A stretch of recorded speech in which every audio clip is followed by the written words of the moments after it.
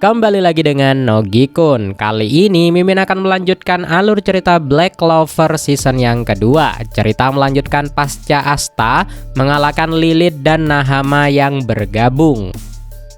Di atap kastil, debu pertempuran mulai mereda seiring musnahnya iblis tingkat tertinggi. Nak dan Asta muncul dari bayangan dengan selamat. Nak Faust memuji kinerja dari Asta, namun momen hangat itu rusak saat Asta ceplas-ceplos berkata, "Wakil kapten mirip dengan Kapten Yami ya." Kesal dengan ucapan Asta, Nak Faust langsung mencekik bocah itu. Meski dalam hati ia mengakui bahwa Asta justru mengingatkannya pada dirinya sendiri di masa lalu. Namun kemenangan ini harus dibayar mahal. Asta menjerit kesakitan. Asta terkena efek samping dari Devil Union dan membuatnya lumpuh dari kekuatan iblis selama 30 menit. Nak Faust cemas.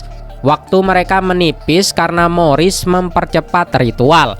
Namun prioritas utama mereka tetaplah menumbangkan Dark Triad yang masih tersisa. Di sisi lain, Jack the Ripper berada di ambang kematian. Tubuhnya penuh luka parah, meski ia terus mencabik-cabik Dante Zogratis. Regenerasi sihir tubuh Dante membuat semua serangan itu sia-sia. Dante menguap bosan dan bersiap membunuh Jack untuk mengakhiri hiburan yang membosankan ini. Tiba-tiba ledakan bola api menghantam dada Dante. Asap tebal menyelimuti ruangan. Dari balik asap, Magna Swing dan Zora Ideal muncul, membuang jubah penyamaran mereka. Baik Dante maupun Jack the Ripper langsung mencemooh. Bagi mereka, dua rakyat jelata dengan sihir pas-pasan ini hanya datang untuk bunuh diri. Namun Magna dengan lantang berteriak, "Aku akan mengalahkanmu sendirian." Dante pun tertawa terbahak-bahak. "Kau tanpa sihir arken, tanpa anti sihir, jangan melucu semut," ucap dari Dante. Magna pun gemetar, bukan karena takut, tetapi karena mengingat ketidakberdayaannya saat Yami diculik di depan matanya. Ia menyalurkan semua rasa frustasi itu ke dalam satu strategi gila. Karena arogansinya, Dante pun membiarkan Magna menyerangnya sesuka hati. Yakin serangannya tak akan berefek, Magna melempar bola api lagi ke dada Dante. Tetapi kali ini, bola api itu berubah menjadi sebuah rantai yang menghubungkan dada mereka berdua. Jurus itu bernama Soul Chain Deathmatch. Dante pun bingung. Tiba-tiba ia merasakan kekuatan sihirnya merosot drastis. Sementara Magna merasakan lonjakan kekuatan yang luar biasa. Magna menjelaskan kekuatannya. Rantai itu memaksa total kekuatan sihir mereka berdua digabung, lalu dibagi rata 50-50. Tidak ada lagi raja, tidak ada lagi rakyat jelata. Mereka saat ini setara. Dengan kekuatan barunya yang telah menyerap setengah kekuatan dari Dante, Magna menciptakan tinju api di tangannya dan menghantam wajah Dante sekeras-kerasnya.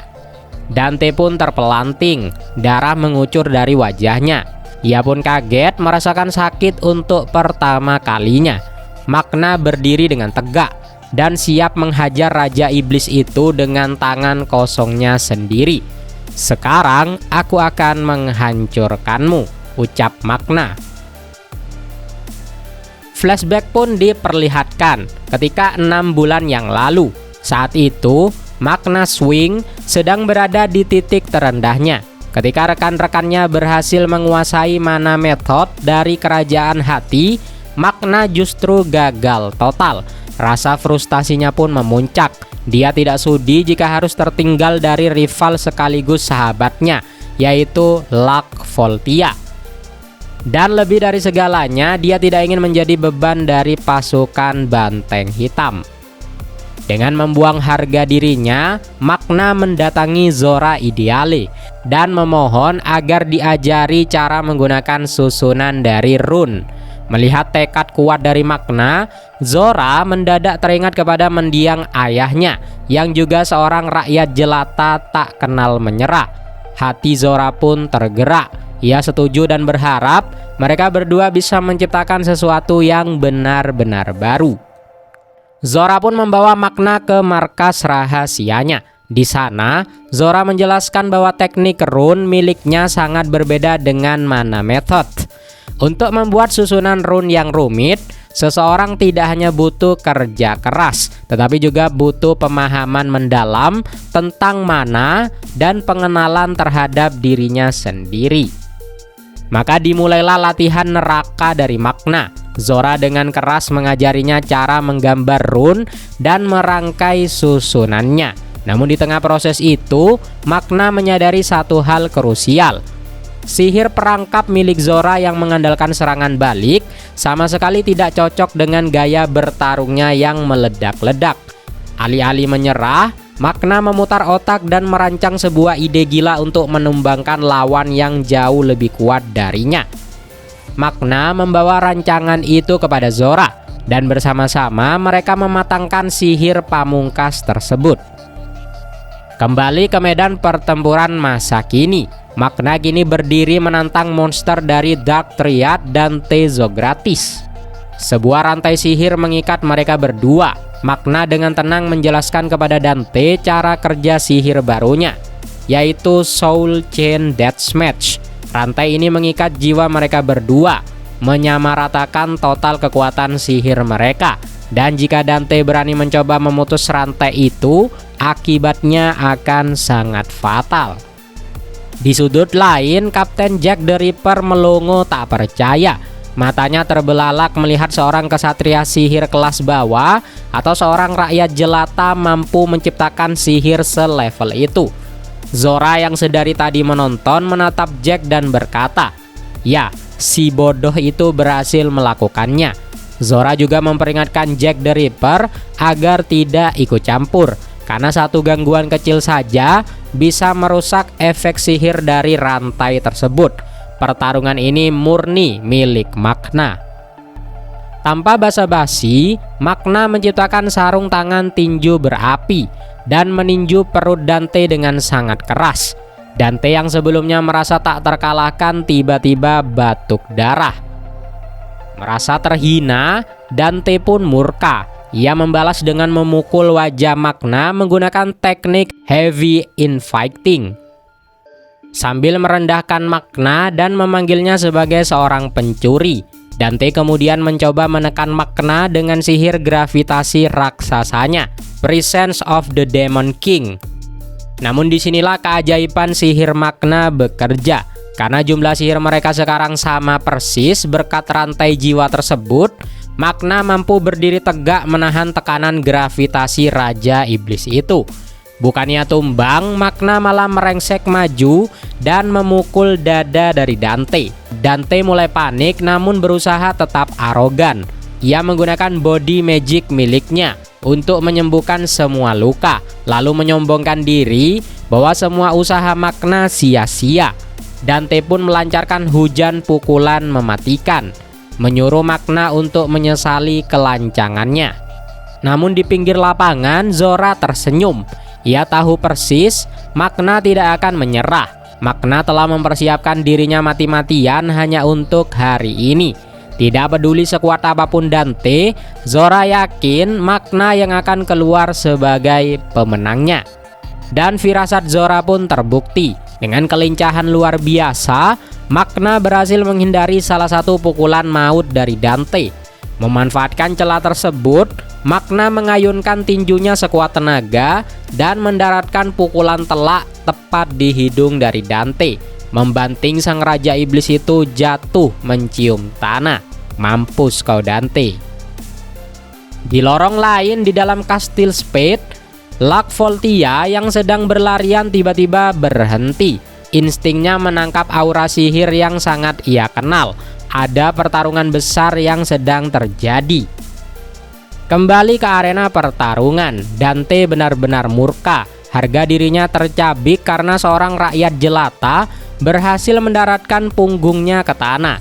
Menggunakan sihir gravitasi, Dante mengangkat tubuhnya kembali ke udara. Dengan jentikan jarinya, ia menerbangkan bongkahan-bongkahan batu besar ke arah Makna. Namun dengan tenang Magna menghancurkan batu-batu itu berkeping-keping. Tak puas, Dante pun menggunakan Evil God's Pressure Craft untuk menciptakan pedang raksasa dari tekanan gravitasi. Ia pun menebas dengan ganas, tetapi Magna dengan lincah berhasil menghindar. Magna bahkan sempat memberikan satu pukulan lagi ke tubuh Dante, meski ia juga harus rela tubuhnya terhantam beberapa serpihan batu tajam. Dante pun menyeka wajahnya dan tersenyum angkuh. Ia mengakui bahwa sihir rantai Magna memang luar biasa karena bisa membuat mereka bertarung secara seimbang. Dante pun berkata, "Tetapi spesifikasi dasar tubuh kita benar-benar berbeda. Kau tidak akan pernah bisa memberikanku kepuasan tertinggi dalam pertarungan ini," ucap Dante. Mendengar itu, Magna terdiam sejenak. Di dalam hatinya ia tahu Dante benar. Magna sadar betul siapakah dirinya. Ia bukanlah bangsawan, bukan keturunan raja, bahkan ia tidak sejenius rakyat jelata seperti Locke ataupun Asta. Lalu ingatan Magna melayang ke masa lalu, pada momen ketika Kapten Yami memilihnya masuk ke skuad Banteng Hitam. Dan momen saat ia kembali dari kerajaan hati dengan tangan kosong. Magna pun mengapalkan tinjunya erat-erat. Magna mungkin tidak punya bakat sihir yang luar biasa, tetapi kalau bicara soal nyali, Magna tidak akan pernah kalah dari siapapun. Dia adalah pria yang menolak untuk tumbang. Dengan mata yang menyala-nyala, Magna berteriak, "Kau tidak punya hak untuk mengeluh soal sihirku, setelah semua keringat dan darah yang kukeluarkan untuk menciptakannya." Keduanya pun maju. Tidak ada lagi sihir rumit, hanya adu fisik secara murni. Mereka saling bertukar pukulan. Magna pun berteriak bahwa ia akan menumbangkan Dante. Namun Dante dengan cepat mendaratkan pukulan keras ke wajah dari Magna. "Ini sia-sia," ucap Dante. Dante pun bersiap melontarkan pukulan mematikan berikutnya. Tetapi tiba-tiba wujud iblisnya menghilang. Dante pun panik. Kekuatan Lucifero tiba-tiba lenyap dari tubuhnya. "Apa yang akan kau lakukan padaku kali ini?" ucap Dante kebingungan. Magna pun bernafas secara terengah-engah. Dia pun berkata, "Mana kita sudah habis, bodoh." Magna menjelaskan kenyataan pahit yang tak pernah dibayangkan oleh Dante. Sepanjang hidupnya, Dante terlalu kuat sehingga ia tidak pernah menghadapi lawan yang memaksanya bertarung sampai seluruh energi mananya terkuras habis. Tanpa mana, koneksi Dante dengan Lucifero pun terputus. Wajah Dante mulai pucat. Ia baru sadar bahwa kini ia tidak bisa menggunakan sihir gravitasi ataupun body magic untuk menyembuhkan luka-lukanya. Dengan panik, Dante pun berteriak, "Kau juga tidak bisa menggunakan sihir lagi kan?" Namun bagi Magna, sang preman kampung, bertarung tanpa sihir adalah makanan sehari-harinya. Sebuah pukulan uppercut brutal dari Magna mendarat telak di dagu dari Dante. Dante yang limbung menolak menerima kenyataan. "Aku tidak mungkin kalah dari keroco sepertimu," ucap Dante. Dia terlihat putus asa sambil melayangkan pukulan lemah ke wajah dari Magna. Tetapi Magna tidak bergeming. Ia menatap tajam, membentak Dante untuk tutup mulut, dan melepaskan satu pukulan terakhir tepat ke wajah Dante. Sang penguasa Dark Triad itu pun akhirnya ambruk dan tak sadarkan diri. Tepat pada detik itu, pintu ruangan pun terbuka. Locke, Asta, dan wakil Kapten Nagfaus menerobos masuk secara bersamaan. Mata mereka terbelalak lebar, mematung melihat pemandangan mustahil di depan mereka. Di tengah ruangan yang hancur berantakan, sang rakyat jelata, Magna Swing, berdiri tegak di atas tubuh dari Dante yang terkapar dan melepaskan raungan kemenangan yang menggema ke seluruh penjuru kastil. Tubuh dari Magna Swing akhirnya mencapai batasnya. Saat ia mulai terhuyung dan hampir ambruk, Zora dengan sigap menangkapnya. "Kerja bagus," bisik Zora kepada Magna. Sebuah pujian langka dari pria sinis itu. Asta, Locke, dan Nakfaus segera berlari menghampiri. Asta berteriak kegirangan. Tak henti-hentinya ia memuji betapa kerennya Magna karena bisa menumbangkan Dante sendirian. Luck dengan senyum khasnya menantang Magna untuk duel berikutnya, yang dijawab Magna dengan sisa tenaganya. "Aku pasti menang lagi nanti," ucap Magna. Di sudut ruangan, Kapten Jack the Ripper terdiam dalam perenungan. Sebagai rakyat jelata yang berhasil naik pangkat menjadi kapten, Jack selalu merasa dirinya adalah bukti bahwa kasta bukanlah segalanya. Namun ia dulu sempat menganggap Yami gila karena merekrut preman kampung seperti Magna. Kini sambil tersenyum, Jack mengakui bahwa ia baru saja menyaksikan sesuatu yang benar-benar luar biasa. Nak pun tak bisa menyembunyikan keterkejutannya. Mengalahkan Dante yang menggunakan 100% kekuatan iblis Lucifero adalah keajaiban yang tak terduga dari Magna. Kekalahan Dante pun berdampak besar. Di lokasi gerbang, Morris sang penyihir jahat terheran-heran melihat pohon Clifford mulai memudar. Ia menyadari Dante telah kalah dan bertanya-tanya, sihir macam apa yang bisa menjatuhkan pria sekuat itu. Kembali ke ruangan Dante, Nakfaus menjelaskan bahwa meski Dante telah kalah, tugas mereka belum selesai. Masih ada 2 anggota Dark Triad lainnya yang harus ditumbangkan untuk menyelamatkan Kapten Yami. Nakfaus memberikan permen sihir pemulih kepada Magna, meski ia memperingatkan bahwa itu tidak cukup untuk memulihkan lukanya sepenuhnya. Dengan semangat yang membara, trio anak nakal dari Banteng Hitam, yaitu Magna, Luck, dan Asta bersiap berangkat. Namun Nakfaus memperingatkan bahwa ia tidak bisa memindahkan mereka secara instan karena pengaruh sihir di sekitar anggota Dark Triad lainnya terlalu pekat, dan mereka pun harus bergerak secara manual. Setelah rombongan Magna pergi, Dante yang babak belur tiba-tiba bangkit. "Aku tidak akan kalah," ucap Dante. Namun Kapten Jack the Ripper ternyata masih ada di sana. Jack pun memperhatikan bahwa meski regenerasi Dante luar biasa, kini Dante kehilangan kendali atas body magicnya. Tubuhnya mulai bermutasi secara mengerikan dan liar. Saat Dante bersiap menyerang lagi, Jack pun menghunus senjatanya. "Aku tidak membencimu, Dante, tetapi aku tidak mau kau merusak suasana hati kemenangan dari Magna," ucap Jack. Dan Jack pun bersiap menghabisi sisa-sisa kegilaan Dante. Di sisi lain kastil, pertempuran mematikan tengah berlangsung. Kapten Charlotte Rosalie dan Real Boys Mortier sedang terdesak melawan Vanica Zogratis.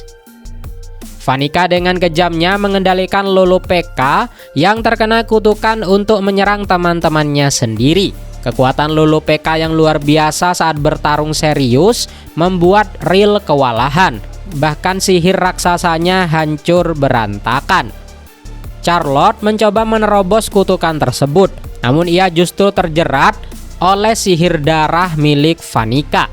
Saat Vanica bersiap memberikan serangan mematikan kepada Charlotte, sebuah ledakan kekuatan tiba-tiba menginterupsi mereka. Noel, Silva, dan Gajah tiba tepat pada waktunya. Dengan tatapan tajam dan penuh dendam, Noel berdiri tegak di depan Vanica. "Aku datang tepat seperti janjiku," ucap Noel. Vanica bukannya takut, justru tertawa kegirangan. Lawan yang ia tunggu-tunggu akhirnya muncul, dan panggung untuk pertarungan wanita terkuat pun dimulai. Di tengah medan pertempuran, Vanica Zogratis menatap Reme sembari bertanya-tanya apakah Noel sudah cukup kuat untuk bermain dengannya. Melihat kondisi Ratu Lolo P.K. yang menderita akibat ulah Vanica, Noel dengan tegas menyatakan bahwa ia dan roh air bernama Undine akan mengalahkan Vanica. Charlotte Rosalie sempat terkejut melihat Undine kini bersama dengan Noel. Namun Vanica justru senang karena tebakannya tepat. Noel telah mewarisi kekuatan dari roh tersebut. Rahasia kekuatan baru ini bermula saat Noel berlatih dengan Dryad. Tiba-tiba Undine atau roh air muncul dari dalam grimoire Noel. Ia menjelaskan bahwa kutukan Vanica memaksanya bersembunyi di sana untuk memulihkan kekuatannya. Dryad kemudian mengungkapkan satu-satunya cara untuk memusnahkan iblis, yaitu dengan Saint Stitch atau tahap suci. Sebuah tingkatan kekuatan yang mampu memurnikan sebuah kejahatan. Noel heran mengapa Undine tidak pernah mengajarkan teknik ini kepada pengguna roh lain, termasuk Lolopeka. Dengan air mata, Undine mengakui alasannya. Lolopeka adalah sosok yang terlalu baik dan lembut, bahkan tidak sanggup mempelajari satupun sihir serangan. Undine sengaja menyembunyikan Saint Stitch demi menjaga kemurnian hati dari sang ratu. Namun Undine kini menyesal karena kebaikan itu justru membuat Lolopeka terluka dan diculik. Mendengar itu, Noel menghibur Undine dengan bijak. Melakukan sesuatu demi kebaikan orang lain bukanlah sebuah kesalahan, ucap dari Noel. Keduanya pun berdamai dan menyatukan tekad untuk menyelamatkan Ratu Lolopeka.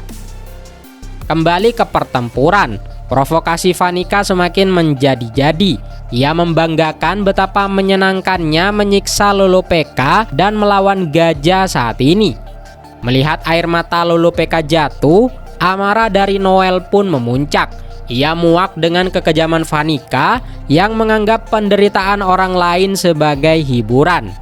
"Diam kau," ucap dari Noel. Tanpa ragu, Noel memasuki mode Spirit Dive dan mengaktifkan mantra terbarunya, Saint Valkyrie Dress. Dengan wujud barunya yang agung dan penuh kekuatan suci, Noel mendeklarasikan satu tujuan mutlak, yaitu untuk menghancurkan Vanica. Melihat wujud agung Saint Valkyrie Dress milik Noel, Vanica Zogratis justru merinding kegirangan. Ia langsung melancarkan serangan kawanan binatang merah, namun Noel menangkisnya dengan sangat mudah. Real Boys Mortier yang menyaksikan dari jauh pun terpukau dengan perkembangan kekuatan dari Noel. Di tengah pertarungan, Undine memberi peringatan tegas. Noel harus mengalahkan Vanica dalam waktu 1 menit sebelum wujud suci itu menghilang. Dengan tatapan tajam dan penuh percaya diri, Noel menjawab, "Aku akan menyelesaikannya dalam 30 detik." Bentrokan sihir yang dahsyat membuat darah Vanica mendidih karena antusias. Sensasi menegangkan ini membawanya kembali kepada memori masa lalu saat ia baru saja menjadi wadah bagi iblis Megicula. Saat itu Vanica berhadapan dengan ibu dari Noel, Aesir Silva. Untuk memancing amarah Aesir yang dikenal sangat tangguh, Vanica dengan licik menyandra Nozel dan Noel yang masih bayi. Taktik itu memicu murka dari Aesir hingga ia berhasil menusuk perut dari Vanica. Namun sayangnya, di momen yang sama, Megicula berhasil menanamkan kutukan mematikan kepada Aesir.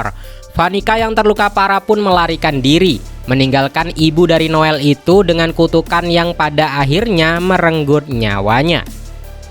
Kembali ke masa kini, Vanica yang semakin mabuk dalam euforia pertarungan menantang Noel untuk mengulang kembali sejarah masa lalu. Ia kembali menyerang dengan mantra Red Beast. Namun Noel tidak lagi berniat bermain-main. Ia merespon dengan telak menggunakan mantra Sea Dragon Roar atau auman naga laut yang langsung menghancurkan serangan Vanica tanpa sisa. Dengan tekad bulat untuk membalas semua penderitaan yang disebabkan oleh sang musuh, Noel melesat maju dan menembus pertahanan Vanica, lalu menusuk perutnya. Meskipun perutnya tertusuk, Vanica justru semakin memuji kehebatan dari Noel. Bentrokan sengit pun berlanjut, namun Noel berhasil mendominasi. Ia pun menangkis semua serangan dan terus melukai Vanica, hingga akhirnya berhasil mengunci pergerakan sang musuh dan mendeklarasikan kekalahannya. Anehnya, Vanica yang terpesona oleh sensasi pertarungan ini malah mengira bahwa getaran tersebut adalah sebuah persahabatan. Ia dengan antusias menetapkan Noel sebagai rivalnya untuk saling berlomba menjadi lebih kuat. Namun Noel menolak mentah-mentah ego tersebut. menegaskan bahwa kepuasan pribadi Vanica tidak akan membayar semua penderitaan yang telah ia buat. Saat Noel bersiap untuk memberikan serangan penutup, situasi tiba-tiba berubah menjadi mencekam. Iblis Megicula tiba-tiba merangsak keluar dari mata Vanica dalam bentuk gumpalan sihir hitam yang pekat, menghempaskan Noel ke belakang. Megicula mengungkapkan sebuah rahasia mengerikan. Rencana kebangkitannya ini bahkan tidak diketahui oleh Raja Iblis Lucifero. Syarat untuk memanggil wujud sempurnanya ke dunia manusia telah siap, yakni dengan cara mengorbankan jiwa 3 penyihir wanita yang sangat kuat. Pertama adalah Aesir Silva, lalu Vanica, dan yang terakhir Lolopeka. Charlotte Rosalie yang menyadari mawar sihirnya layu seketika akibat aura kutukan tersebut langsung menyadari bahwa makhluk yang berdiri di hadapan mereka sekarang adalah sosok iblis yang sesungguhnya. Megicula dengan dingin mengatakan bahwa kebangkitan sempurnanya hanya tinggal menunggu Vanica dan Ratu Lolopeka mati. Tepat setelah itu, kutukan di tubuh Lolopeka berakselerasi dengan ganas. Sang ratu yang baik hati itu secara paksa diubah wujudnya menyerupai iblis. Dalam kondisi kehilangan kesadaran, Lolopeka menyerang dan melukai gajah yang mati-matian berusaha melindunginya. Sambil tersenyum sinis, Megicula menyatakan bahwa ia sangat ingin melihat mereka semua saling membunuh dan mati bersama. Kekejaman yang melampaui batas ini membuat amarah dari Noel kembali meledak. Noel Silva pun bingung, bagaimana mungkin Megicula bisa muncul di dunia manusia padahal baru satu gerbang dunia bawah yang terbuka. Lalu Megicula pun menjelaskan bahwa ia telah merancang ritual alternatif yang sangat rumit bernama Malevolent Femcantation atau kutukan jahat wanita. Ritual ini membutuhkan 3 fase pengorbanan wanita kuat. Fase pertama ialah kematian dari Aesir Silva di masa lalu yang memungkinkan Megicula bersemayam sebagian di dalam tubuh Vanica Zogratis. Fase yang kedua di mana kondisi Vanica yang kini sekarat akibat serangan Noel memungkinkan Megicula untuk keluar dan bermanifestasi secara fisik. Dan fase yang ketiga atau fase puncaknya yaitu kematian dari Vanica dan Ratu Lolopeka yang akan menyempurnakan wujud asli sang iblis di dunia ini sepenuhnya. Di tengah penjelasan itu, Ratu Lolopeka yang telah diubah menjadi iblis menyerang gajah secara brutal dengan mantra Hydra of Darkneros. Megicula membeberkan bahwa ia telah memanipulasi kutukan sang ratu menjadi wujud sihir kebencian. Noel mencoba melancarkan serangan Sea Dragon's Roar, namun dipatahkan dengan mudah oleh mantra Decaying Word Megicula yang kini berkali-kali lipat lebih kuat. Charlotte Rosalie dan Real Boys Mortier segera bertindak. Charlotte menggunakan Blue Rose Paradise untuk menahan sihir iblis tersebut. Sementara Real melindungi mereka dengan lukisan Twilight of Valhalla. Namun kekuatan sang iblis terlalu absolut. Megicula dengan kejam mengendalikan sisa-sisa tubuh Vanica untuk menembakkan duri-duri darah yang berlapis kutukan mematikan. Duri tersebut menembus pertahanan dari Real, menghancurkan lukisannya, dan menusuk kedua kapten kesatria sihir itu hingga tumbang. Di sisi lain, gajah terus menerjang maju dan menghancurkan kepala naga air milik Lolopeka menggunakan mantra Nadaras do Astrauza. Pikirannya pun melayang kepada sumpahnya di masa lalu, di mana ia bertekad menjadi penyihir penyerang terkuat demi menutupi kelemahan Lolopeka yang tak bisa menyerang. Namun saat berhadapan langsung dengan ratu yang sangat ia lindungi, gajah pun ragu. Celah sepersekian detik akibat rasa kasih sayangnya itu berakibat fatal. Wujud iblis Lolopeka tanpa ampun menusukkan tangannya tepat menembus perut dari gajah. Di momen keputusasaan itu, batas waktu Saint Valkyrie Dress pun habis dan wujud suci Noel memudar menghilang. Di tengah para kesatria yang tumbang bersimbah darah, Megicula dengan angkuh mendeklarasikan kekalahan total dari mereka. Melihat Noel yang kehilangan wujud Saint Stage-nya, Megicula dengan sombong menyatakan kemenangan mutlak. Sang iblis menjelaskan bahwa arena pertempuran kini telah sepenuhnya tertutup oleh sihir Decaying World. Sihir ini tidak hanya akan melenyapkan serangan apapun yang mengarah kepadanya, tetapi juga akan melemahkan siapa saja yang berani datang untuk membantu. Sambil tersenyum meremehkan, Megicula menyuruh mereka semua menyerah karena permainan ini sudah selesai. Di tengah rasa frustasi Noel yang memuncak, percikan kilat tiba-tiba menyala. Tubuh gajah yang perutnya tertembus tangan Lolopeka ternyata masih bertahan. Ia pun mengatakan permintaan maaf dengan lirih. Gajah menggunakan sihir Pulsaranta untuk melumpuhkan tubuh iblis sang ratu selama beberapa detik agar ia bisa melepaskan diri dari tusukan tersebut. Ingatan masa lalu pun menghantam gajah. Ia selalu merasa gagal sebagai spirit guardian atau penjaga roh karena membiarkan Lolopeka terkena kutukan.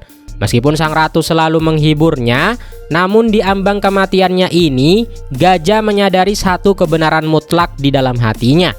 Ia lebih ingin melindungi Lolopeka daripada kerajaan hati itu sendiri. Menolak untuk mati oleh serangan wanita yang paling ia lindungi, gajah mempertaruhkan segalanya. Ia mengambil keputusan ekstrim dengan menukar nyawanya sendiri menjadi energi magis murni. Dengan tekad bulat untuk menyelamatkan Lolopeka detik itu juga, gajah pun melesat dan melepaskan sihir kilat pamungkas miliknya bernama Apocalypra Astrauza. Serangan destruktif ini diarahkan tepat ke Megicula dengan presisi tinggi agar tidak mengenai Vanica. Serangan pengorbanan ini pun begitu luar biasa hingga sihir Decaying World milik Megicula tidak mampu menghapusnya. Akibatnya tubuh sang iblis mulai hancur terbakar kilat. Melihat pertahanan Megicula yang runtuh, Noel segera bersiap melesat. Ia tahu ini adalah kesempatan emas. Ia hanya butuh sedikit saja kekuatan tahap suci untuk menembus titik lemah Megicula yang kini terekspos. Namun langkah Noel pun terhenti. Saat debu ledakan mulai menipis, ia melihat pemandangan yang mencekam. Tubuh gajah yang kini hangus terbakar parah dan sebuah bayangan misterius yang tiba-tiba muncul di tengah kepulan asap. Saat debu dan asap perlahan menghilang, harapan seketika sirna. Megicula ternyata selamat. Meski memuji daya hancur serangan bunuh diri gajah, sang iblis berhasil memulihkan dirinya berkat kutukan pemulihan berkecepatan tinggi. Situasi berubah menjadi sebuah mimpi buruk. Undine kembali tumbang akibat kutukan iblis yang menyiksanya, sehingga membuat Noel kehilangan akses menuju ke wujud tahap suci. Dengan gajah, Charlotte, Rill, dan Undine yang kini tak berdaya, serta Lolopeka yang masih dalam kendalinya, Megicula dengan dingin kembali mendeklarasikan kemenangan mutlaknya. Menolak tunduk pada keputusasaan, Noel memaksakan diri menggunakan Valkyrie Dress yang biasa. Namun zirah airnya perlahan hancur tergerus oleh efek sihir Decaying World milik Megicula. Sang iblis pun kembali menatap Noel dengan keheranan. Di dunia iblis yang lemah selalu tunduk kepada yang kuat. Megicula tidak mengerti mengapa manusia selalu bertaruh nyawa demi hal-hal omong kosong yang tak logis. Aesir Silva mati demi cinta kepada anak-anaknya. Lalu gajah hancur demi kesetiaan kepada ratunya. Dan kini Noel berpegang kepada harapan yang sebenarnya tidak ada. Di ambang batas kekuatannya pun Noel dengan lantang menjawab bahwa kekuatan sejati manusia terletak kepada tekad untuk tidak pernah menyerah. Merasa percakapan itu tidak ada gunanya, Megicula memutuskan untuk mengakhiri segalanya. Ia memicu ledakan kekuatan iblis dari dalam tubuh Lolopeka. Sebuah serangan bunuh diri yang dirancang untuk membunuh semua orang di kastil, sekaligus menyempurnakan wujud iblis Megicula. Noel pun berlari mati-matian, berusaha menggapai Lolopeka yang bersiap meledak. Meski ia tahu ia tak akan sampai tepat waktu. Namun di detik-detik paling kritis, keajaiban pun terjadi. Asta tiba-tiba melesat masuk ke medan pertempuran. Mengambil alih posisi Noel, Asta dengan sigap mengayunkan pedang Demon Destroyer-nya. dan seketika menetralkan seluruh sihir iblis yang bergejolak di dalam tubuh sang ratu. Saat Asta menangkap tubuh Lolo PK yang tak sadarkan diri, pertahanan emosional Noel pun runtuh. Ia menangis terseduh-seduh karena kelegaan dan kebahagiaan yang luar biasa. Di sisi lain, Megicula hanya bisa tertegun kebingungan, bertanya-tanya siapakah gerangan manusia tanpa sihir yang berani menghancurkan rencana sempurnanya ini. Meskipun Asta berhasil mencegah tubuh Lolo PK meledak, kutukan mematikan di dalam diri sang ratu ternyata masih aktif. Dari dalam tubuh Asta, Libe terkejut menyadari bahwa Megicula adalah iblis tingkat tertinggi. Libe memperingatkan Asta bahwa mereka sama sekali tidak punya peluang menang jika tidak menggunakan mode Union. Di sisi lain, Megicula akhirnya menyadari identitas dari Asta, yaitu penyihir anti-magic yang selama ini ditakuti bisa merusak segala rencana. Merasa terancam oleh variabel yang tak terduga ini, Megicula memutuskan untuk segera membunuh Lolo PK dan Vanica saat itu juga, agar wujud sempurnanya bisa segera bangkit. Namun sebelum niat keji itu terwujud, aura kutukan di dalam tubuh Lolo PK dan Vanica tiba-tiba memudar. Mawar berduri tiba-tiba kembali bermekaran di arena. Charlotte Rosalie bangkit berdiri dengan kekuatan sihir yang justru melonjak drastis. Ternyata ini adalah efek dari mantra lukisan Twilight of Valhalla milik dari Real Boys Mortier yang akhirnya aktif secara penuh. Real pun bersyukur Asta datang tepat waktu untuk mencegah ledakan, karena mantranya memang membutuhkan waktu yang lama untuk aktif. Kini di bawah pengaruh lukisan itu, kekuatan mereka pun meningkat dengan tajam. Terkesan dengan keuletan dan kerjasama umat manusia, Megicula justru tertawa.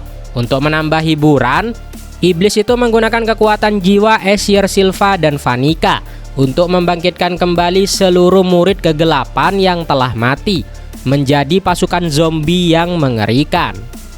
Sementara Charlotte dan Real mati-matian menahan gempuran pasukan mayat hidup, Undine mengucapkan terima kasih yang tulus kepada Asta. Namun mengejutkannya, Asta justru terduduk lemas dan meminta maaf. Ia telah kehabisan seluruh tenaganya dan menyerahkan sisa pertarungan kepada mereka. Melihat hal itu, Noel menyadari bahwa Asta pasti memaksakan diri dan bertarung secara sembrono di sepanjang jalan. Tujuannya hanya agar bisa sampai ke tempat ini untuk menyelamatkan mereka. Melihat sosok Asta yang tak kenal lelah, hati Noel pun berdesir hebat. Kehadiran pemuda itu mengalirkan kekuatan dan keberanian yang luar biasa ke dalam diri Noel. Di tengah kekacauan medan perang yang berdarah itu, Noel akhirnya jujur dan mengakui kepada dirinya sendiri bahwa ia mencintai Asta. Mengubah perasaannya menjadi tekad baja yang tak tergoyahkan, Noel menepis semua ketakutannya. Menyadari ini adalah medan perang penentuan, dan Noel pun kembali mengumpulkan kekuatan airnya dan sukses memicu kembali wujud tahap suci. Asta hanya bisa terpukau melihat wujud zira air Noel yang baru dan memancarkan aura yang sangat luar biasa. Noel pun menitipkan Lolo PK yang tak sadarkan diri kepada Asta, lalu dia bersiap menerjang maju. Meski Undine memperingatkan bahwa kekuatan mereka tidak cukup untuk menembus lautan zombie murid kegelapan, bantuan tiba-tiba datang dari segala arah. Untuk mendukung Noel dan Charlotte, Real Boys Mortier melukis mantra Master of Valhalla. Charlotte pun tak mau kalah dengan menciptakan tombak mawar raksasa, Scarlet Braided Beautiful Battle Spear. Melihat umat manusia yang terus berevolusi dan bertambah kuat di tengah keputusasaan, Megicula semakin terpesona. Iblis itu merespon dengan menggabungkan tumpukan mayat murid kegelapan menjadi monster-monster raksasa berdarah yang sukses memblokir serangan kombinasi Charlotte dan Real. Saat salah satu raksasa itu menghalangi jalan Noel, sebuah kilatan petir menyambarnya hingga hancur berkeping-keping. Ternyata Luck Voltia dalam wujud Lightning Battle Fiend hadir untuk menyapu bersih jalan bagi Noel.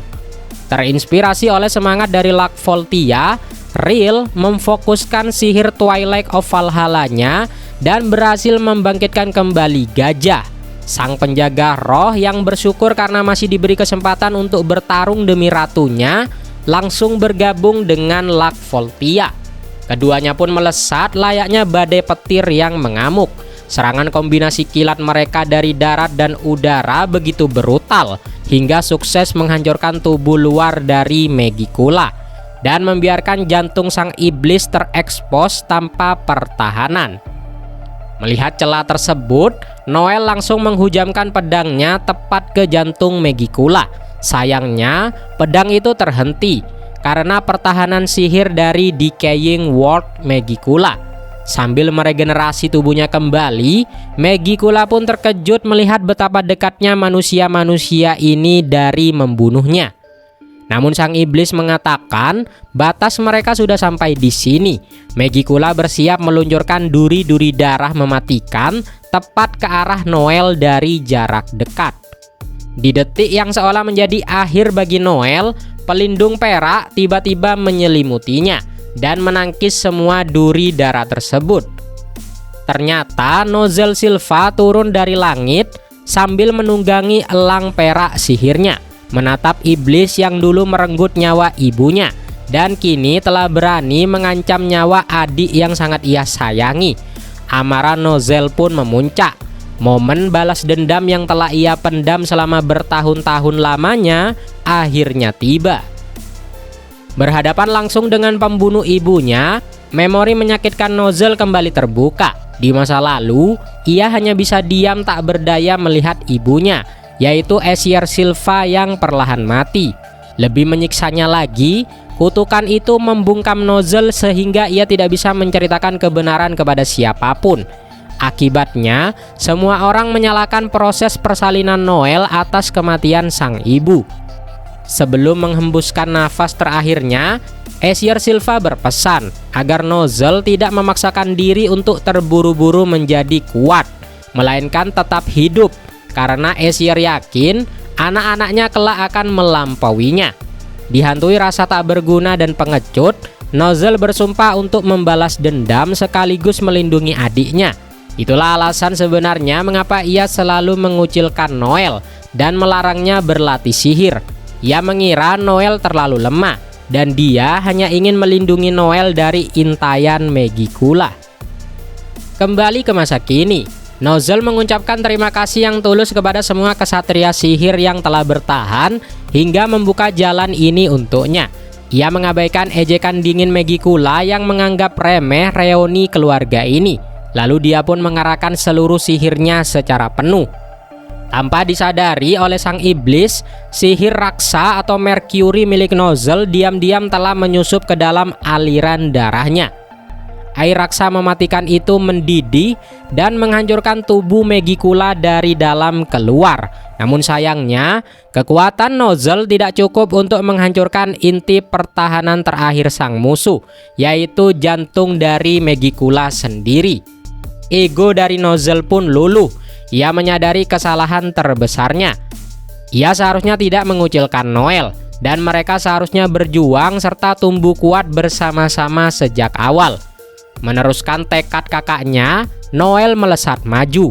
Dengan lantang ia mendeklarasikan bahwa sang iblis telah dikalahkan oleh tekad manusia yang menolak untuk menyerah. Noel lalu mengayunkan serangannya dan menghancurkan jantung Megicula secara telak. Di detik-detik kehancurannya, Megicula akhirnya mengakui bahwa ia telah meremehkan kekuatan sejati dari manusia, yang juga menjadi jawaban mengapa ia selama ini sangat terobsesi dengan emosi mereka. Tubuh dari Megicula pun pudar dan lenyap. Kematian Megicula mematahkan kutukan Malevolent Femcantation sepenuhnya. Hal ajaib pun terjadi. Jiwa dari Aesir Silva akhirnya terbebas. Sosok sang ibu muncul dengan senyum yang hangat, memeluk Nozel dan Noel Silva, lalu membisikkan rasa bangganya melihat betapa kuatnya anak-anaknya sekarang. Saat jiwa Aesir perlahan memudar menuju kedamaian abadi, runtuhlah pertahanan emosional kakak beradik itu. Nozel dan Noel menangis terseduh-seduh, melepaskan luka dan beban bertahun-tahun yang selama ini membelenggu mereka. Seiring lenyapnya sihir dari Megicula, seluruh kutukan yang menggerogoti Lolopeka pun akhirnya sirna. Asta dengan ceria terbang menghampiri Noel untuk memberinya sebuah selamat. Namun suasana haru seketika berubah kacau saat Lolopeka sadar dan panik karena dirinya tidak mengenakan sehelai pakaian apapun. Didorong oleh rasa cemburu dan malu karena Asta memegang sang ratu yang tanpa busana, Noel langsung meninju Asta hingga terpental. Noel pun kemudian memeluk Lolopeka, disusul oleh Undine yang kini menyusut menjadi ukuran mini karena telah kehabisan tenaga. Saat Asta mencoba kembali mendekat, Noel yang salah tingkah dengan perasaannya sendiri kembali meninju Asta menjauh. Di sudut lain, Nozel Silva diam-diam juga mengalami kecanggungan yang sama. Meski kutukannya sudah hilang, ia masih kesulitan mengungkapkan perasaannya secara jujur kepada sang adik. Di tengah sorak kemenangan, realitas pahit kembali menghantam. Sihir Twilight of Valhalla milik Real Boys Mortier mencapai batasnya. Begitu sihir itu memudar, Real, Charlotte Rosalie, dan Gajah langsung ambruk akibat luka-luka fatal yang mereka tahan selama pertarungan ini. Lolopeka menangis dan berusaha menyembuhkan mereka dengan Aquinel Lore. Namun luka mereka terlalu parah. Pedang Asta pun tidak bisa menyembuhkan luka fisik. Saat Noel bersikeras bahwa mereka tidak boleh mati setelah memperjuangkan kebenaran, Nagthaus dengan sinis menimpali bahwa di dunia nyata, orang baik tidak selalu mendapatkan akhir yang bahagia. Namun keputusasaan itu dipatahkan oleh Lackvoltia yang ternyata telah meminta Nagthaus membawa bantuan khusus. Dari dalam bayangan Nagthaus muncullah Mimosa Vermilion. Tanpa membuang waktu, Mimosa mengaktifkan sihir pamungkasnya, yaitu Flower Princess Utopia, yang memancarkan cahaya penyembuhan luar biasa, lalu memulihkan Gajah, Real, serta Charlotte sepenuhnya. Membalas ucapan sinis dari Nagthaus, Noel tersenyum dan berkata bahwa sihir itu ada justru untuk melawan realitas yang kejam itu. Saat Lolopeka menangis meminta maaf kepada Gajah atas luka yang dideritanya, Gajah pun tersenyum dan berkata bahwa itu sudah menjadi tugasnya sebagai penjaga roh. Tanpa diduga, Gajah melanjutkan kalimatnya dengan menyatakan cintanya secara langsung kepada Lolopeka. Pengakuan mendadak ini sukses membuat sang ratu dan semua orang di sana melongo tak percaya. Sementara itu, Nozel Silva membulatkan tekad untuk menyelamatkan Kapten Yami Sukehiro sebagai bentuk balasan karena Yami telah membantu Noel tumbuh sekuat ini. Nagthaus juga mengakui perkembangan pesat dari mereka semua. Namun ia memperingatkan bahwa pertarungan belum usai. Masih ada satu anggota Dark Triad yang tersisa. Di waktu yang hampir bersamaan sebelum Megicula kalah, ketegangan memuncak di ruangan Zenon Zogratis. Sang anggota Dark Triad terakhir itu mendeklarasikan bahwa ia akan segera mengakhiri pertarungan. Sementara Yuno menoleh kepada Langris dan meminta satu hal krusial, yaitu untuk menahan Zenon selama 3 menit, agar Yuno bisa mempersiapkan serangan pamungkasnya. Yuno memberikan tugas yang terdengar sangat gila kepada Langris. Namun Langris tahu betul ini adalah misi bunuh diri, mengingat perbedaan kekuatan mereka yang bagaikan langit dan bumi. Namun Yuno memompa semangat dari Langris dengan satu kalimat, "Kau adalah penyihir ruang terkuat di kerajaan Clover, dan kau pasti tahu cara untuk melawannya." Tanpa ampun, Zenon langsung melancarkan gempuran mematikan karena merasa sudah tahu batas kemampuan dari mereka semua. Namun Langris dengan cerdas menganalisis cara kerja sihir Zenon dan berhasil menciptakan pertahanan berlapis di dalam area kekuasaan musuh. Yuno pun memuji ketangkasan itu, meski Langris malah membalasnya dengan ketus. Di dalam hatinya, Langris mengakui bahwa ia selalu membenci Yuno dan tak pernah sudi kalah darinya. Gempuran Zenon semakin membabi buta. Sambil menahan serangan demi melindungi Yuno, pertahanan batin Langris ikut terbuka. Ia merenung tentang masa lalunya. Dulu ia selalu merasa sihir ruangnya tak terkalahkan, dan dialah pilar yang membuat Golden Dawn menjadi sekuat terkuat. Namun ia kini sadar, Yuno memiliki aura dan kekuatan berbeda yang justru menginspirasi rekan-rekannya untuk ikut tumbuh lebih kuat. Di tengah hujan serangan sihir itu, Langris membuang harga dirinya dan akhirnya secara tulus mengakui bahwa Yuno sebagai wakil Kapten Golden Dawn yang sesungguhnya. Zenon yang kejam mencemooh perjuangan mereka. Ia dengan telak melukai Langris, menegaskan bahwa emosi, tekad, dan kegigihan hanyalah sampah tak berguna di hadapan kekuatan yang absolut. Realitasnya, aku jauh lebih kuat, ucap Zenon. Meski terluka parah, Langris menolak untuk mundur selangkah pun. Ia kembali menerjang maju menahan sihir mematikan itu dan dengan bangga berteriak bahwa mereka adalah anggota dari sekuat pamungkas Golden Dawn. Kegigihan Langris yang sangat membenci kekalahan ini sukses membuahkan hasil. Waktu yang dibutuhkan Yuno akhirnya terkumpul. Saat Zenon menoleh, ia pun kaget melihat Yuno yang kini telah siap menarik busur panas sihirnya yang paling mematikan, yaitu Spirit of Euros. Panah mematikan dari Spirit of Euros milik Yuno melesat tak terbendung dan sukses menembus dada Zenon Zogratis secara telak. Sambil memuntahkan darah dan terkejut melihat daya hancur sihir tersebut, Zenon harus mendengar deklarasi kemenangan Yuno yang menusuk harga dirinya. Kegigihan kamilah yang memenangkan pertarungan ini, ucap Yuno. Kata kegigihan itu memicu ingatan kelam di benak Zenon. Jauh sebelum ia menjadi sosok yang dingin dan tiran seperti ini, Zenon sering dirundung dan dihina oleh saudaranya yaitu Dante dan Vanica. Alasannya karena dia dianggap lemah. Namun kakak tertuanya yaitu Lucius justru meyakinkan bahwa Zenon memiliki potensi paling besar untuk menjadi wadah iblis. Suatu hari, saat Zenon sedang dirundung oleh anak-anak lain karena sihir tulangnya, seorang pemuda bernama Ellen Viarain datang membelanya. Ellen adalah sosok yang penuh cahaya. Ia memiliki mimpi besar untuk menjadi komandan pasukan pertahanan sihir demi membawa harapan bagi kerajaan Spade. Terinspirasi oleh tekad itu, Zenon Zogratis pun mengikrarkan mimpi yang sama. Layaknya Asta dan Yuno, Zenon dan Ellen bersumpah menjadi rival yang saling berlomba untuk mencapai posisi komandan lebih dulu. Bertahun-tahun berlatih keras bersama, Zenon dan Ellen akhirnya berhasil masuk ke pasukan pertahanan sihir divisi keempat. Namun mimpi indah itu hancur berantakan saat divisi mereka ditugaskan menjelajahi sebuah dungeon. Di sana mereka berhadapan dengan seekor iblis yang kekuatannya jauh di luar nalar. Dalam situasi yang sangat terdesak, Ellen nekat menerjang maju agar mereka tidak kalah.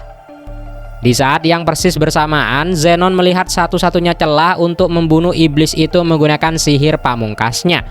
Namun serangan itu dipastikan akan ikut membunuh Ellen. Dihadapkan pada pilihan antara mati bersama atau mengorbankan sahabatnya demi mengalahkan sang monster, Zenon mengambil keputusan yang menghancurkan jiwanya. Ia pun melepaskan serangannya, menghabisi iblis itu sekaligus merenggut nyawa Ellen. Diiringi derai air mata dan rasa bersalah yang tak tertahankan, Zenon memutarbalikkan logikanya agar tak hancur dalam kesedihan.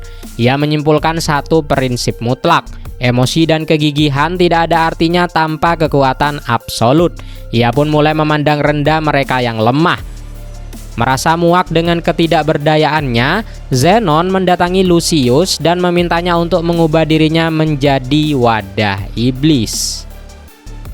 Kembali ke masa kini, luka parah akibat panah Yuno membuat Zenon jatuh berlutut tak berdaya. Menolak kalah oleh penyihir yang mengingatkannya pada masa lalunya bersama Ellen, kesadaran Zenon terhubung dengan iblis tertinggi yang bersemayam di dalam dirinya, yaitu Beelzebub. Membuang sisa-sisa kemanusiaannya, Zenon bersiap untuk membuat sebuah kesepakatan baru yang jauh lebih mengerikan dengan Beelzebub. Di ambang kematian, Zenon mengajukan permintaan gila kepada Beelzebub. Ia meminta sebuah jantung iblis. Sang iblis tertinggi itu pun terkekeh dan menanyakan apakah bayaran dari itu. Tanpa ragu sedikit pun, Zenon menumbalkan seluruh tubuh dan jiwanya demi kelangsungan kerajaan Spade. Kesepakatan pun terjalin.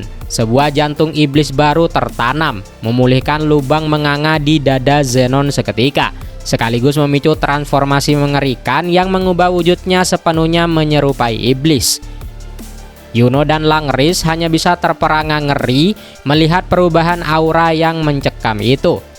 Membanggakan kekuatan barunya yang absolut, Zenon langsung mengurung Yuno di dalam kubus ruang dan membombardirnya dengan serangan tulang yang brutal. Meski Yuno berusaha mati-matian bertahan dengan Spirit of Boreas, kekuatan baru dari Zenon terlalu luar biasa. Akhirnya Yuno babak belur. Sambil menatap remeh, Zenon mencemooh kelemahan Yuno. Ia mengejek Yuno yang naif karena menolak mengorbankan nyawa Langris demi memastikan tembakan panahnya tadi membunuh Zenon. Sebuah kontras yang tajam dengan masa lalu Zenon yang tega membuang sahabatnya sendiri. Tanpa ampun, Zenon menghantam Yuno dengan cambuk tulang hingga sang wakil kapten itu terhempas, menembus dinding dan tak sadarkan diri. Melihat Yuno tumbang, Langris memaksa dirinya bangkit dan memperluas area mana zone-nya. Saat cambuk maut Zenon hampir mencabik tubuhnya, sebuah keajaiban pun terjadi. Sosok tak terduga melesat masuk ke dalam area mana zone tersebut, yaitu Finral. Dengan presisi tingkat tinggi, Finral menteleportasi dirinya dan sang adik menjauh dari serangan, mendarat dengan aman tepat di belakang Zenon. Langris pun kesal karena kakaknya lagi-lagi harus menyelamatkannya. Gengsi mengakui kepeduliannya, Finral berkilah bahwa ia datang murni untuk menghajar pria yang telah menculik Kapten Yami. Meski kenyataannya, tubuh Finral bergerak sendiri tanpa berpikir panjang saat melihat adiknya dalam bahaya yang mematikan. Zenon yang kesal kembali mencoba mengurung kedua bersaudara itu di dalam kubus ruangnya untuk menusuk mereka. Namun kali ini pertarungannya berbeda. Dengan posisi Finral yang memegang Langris di dalam area mana zone sang adik, sihir teleportasi Finral berevolusi menjadi instan tanpa jeda. Mereka berhasil lolos dari kubus kematian itu dengan sangat mudah. Sambil tersenyum, Finral mengulurkan tangan dan mengajak adiknya untuk bertarung bersama. Meski menggerutu dan menyebut kakaknya terlalu lancang, Langris menyingkirkan egonya dan menggenggam erat tangan Finral. Dua kakak beradik pengguna sihir ruang yang dulu saling membenci ini akhirnya bersatu melawan sang iblis. Menyadari batas waktu Langris yang semakin menipis, Finral memutuskan untuk mengakhiri pertarungan ini secepat mungkin. Menggunakan teknik mana method, Finral berhasil melipat gandakan kecepatannya hingga ke tahap yang tak terprediksi. Saat Zenon bersiap menyerang, pergerakan Finral yang tak kasat mata sukses mengecoh sang iblis, membawa dirinya dan Langris tepat ke titik buta di belakang Zenon. Tanpa ragu sedetik pun, Langris melepaskan sihir ruang serangnya secara maksimal. Serangan mematikan itu sukses bersarang dan menghapus seluruh bagian dada Zenon tanpa sisa. Namun iblis tertinggi tidak semudah itu untuk mati. Di sudut reruntuhan perpustakaan, Yuno terbangun dengan kepala yang pusing. Dia melihat Finral dan Langris telah terkapar tak berdaya. Di hadapannya, dada Zenon yang sempat terhapus sihir ruang kini beregenerasi dengan cepat. Zenon dengan sombong menjelaskan bahwa sihir ruang sehebat apapun tidak akan pernah bisa menghancurkan jantung iblis.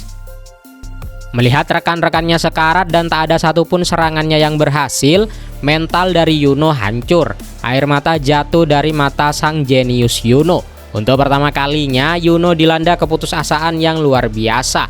Ia mempertanyakan segala pilihan hidupnya, yaitu pengorbanannya serta latihan keras yang mempertaruhkan nyawa, hingga kematian tragis separuh anggota sekuatnya.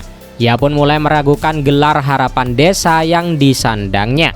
Apakah usahanya selama ini sia-sia dan apakah ini akhir dari segalanya? Pikir dari Yuno. Di titik terendahnya, bayangan masa lalu menariknya kembali. Yuno teringat akan sumpah sejatinya bersama Asta. Menolak tunduk pada takdir yang kejam ini, batinnya berteriak menolak menyerah. Tiba-tiba, sosok bayangan dirinya sendiri muncul di dalam kesadarannya, menegaskan bahwa Yuno masih memiliki kekuatan terpendam miliknya sendiri. Detik berikutnya, keajaiban mengguncang seluruh kerajaan Spade. Sebuah cahaya pilar raksasa membelah langit dari dalam kastil, dan sebuah grimoire baru muncul melayang tepat di hadapan Yuno. Patoli dan Albert yang menyaksikan fenomena itu dari jauh akhirnya menyadari satu kebenaran besar yang selama ini tersembunyi. Sihir angin berdaun 4 yang selama ini Yuno gunakan adalah kekuatan milik jiwa anak Klik dan Tetia. Mereka adalah elf yang bersemayam di dalam tubuh Yuno. Kini sihir sejati milik Yuno sebagai pewaris sah kerajaan Spade akhirnya bangkit. Setelah bangkit dari puing-puing kehancuran dengan aura yang sepenuhnya baru, Yuno menatap Zenon dengan tatapan mematikan. Ia mendeklarasikan janji mutlaknya, menyelamatkan Kapten Vengeance, melindungi kerajaan Spade, dan menumbangkan Zenon di tempat itu juga. Akulah yang akan menjadi kaisar sihir, ucap Yuno dengan percaya diri. Zenon Zogratis terbelalak melihat Yuno kini menggenggam 2 grimoire. Belum sempat ia mencerna apa yang terjadi, 2 bintang kecil tiba-tiba muncul dan menembakkan sinar ajaib yang langsung memotong cambuk tulang yang mengikat Finral. Pada momen itulah Zenon menyadari identitas asli Yuno. Yuno saat ini adalah pewaris sah keluarga kerajaan Green Burial dari kerajaan Spade. Garis keturunan agung yang mewarisi 3 atribut sihir benda langit, yaitu matahari, bulan, dan sihir bintang.